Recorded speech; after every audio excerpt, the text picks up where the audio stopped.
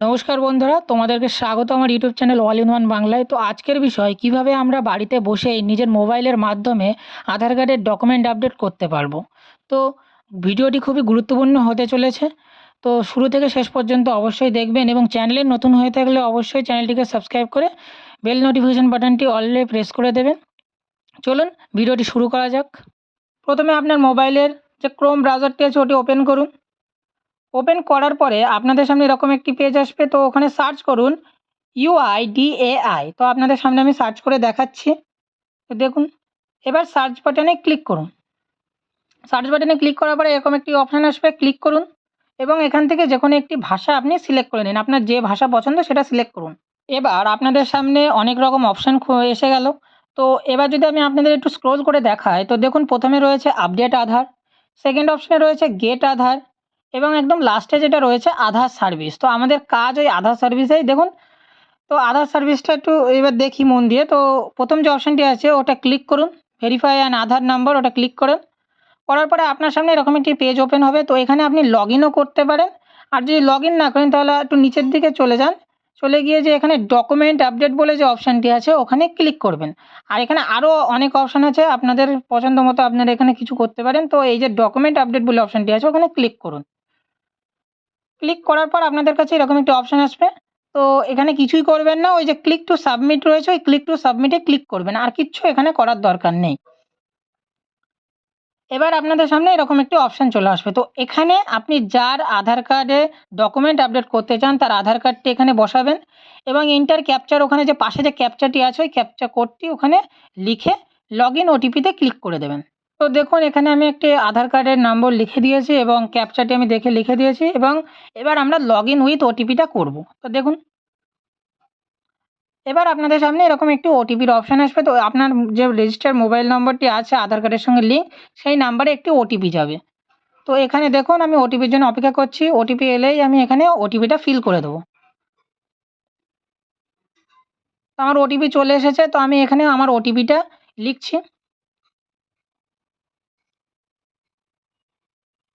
লেখার পর ওই যে লগ ইন অপশানটি আছে ওই লগ ইনে ক্লিক করুন। লগ ইন করার পর আপনার সামনে এরকম একটি অপশান চলে আসবে, অর্থাৎ যার আধার কার্ডটি ওখানে লগ ইন করেছিলেন তার সম্পর্কে এখানে ডিটেলস হবে যে আপনি কী পরিবর্তন করতে চান। তো আমি এখানে আমার ডকুমেন্ট আপডেট করতে চাই, তো আমি ডকুমেন্ট আপডেটেই ক্লিক করব।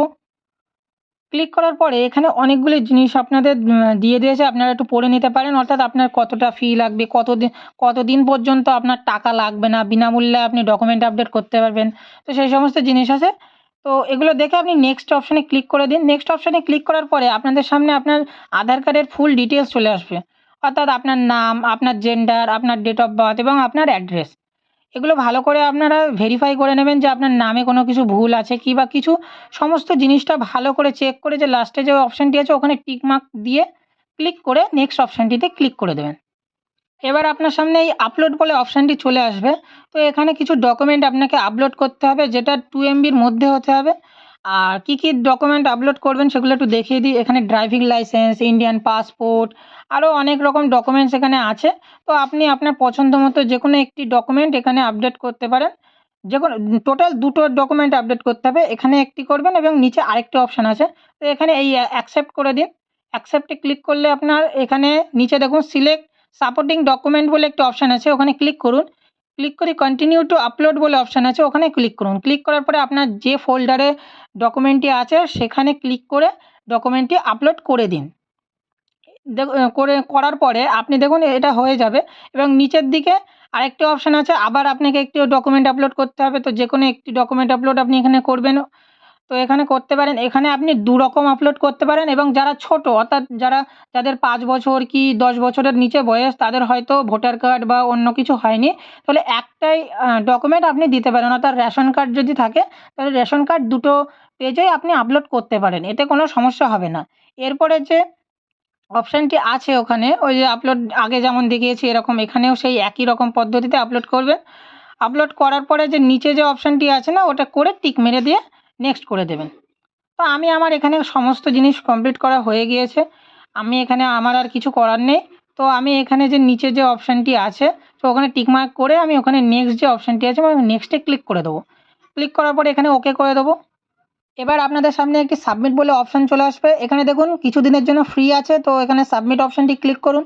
কোনো চার্জ আপনার কাটবে না। তো ক্লিক করার পর কিছু সময় নেবে, নেওয়ার পরে আপনার এখানে সাকসেসফুলি আপনার ডকুমেন্ট আপডেট হয়ে যাবে।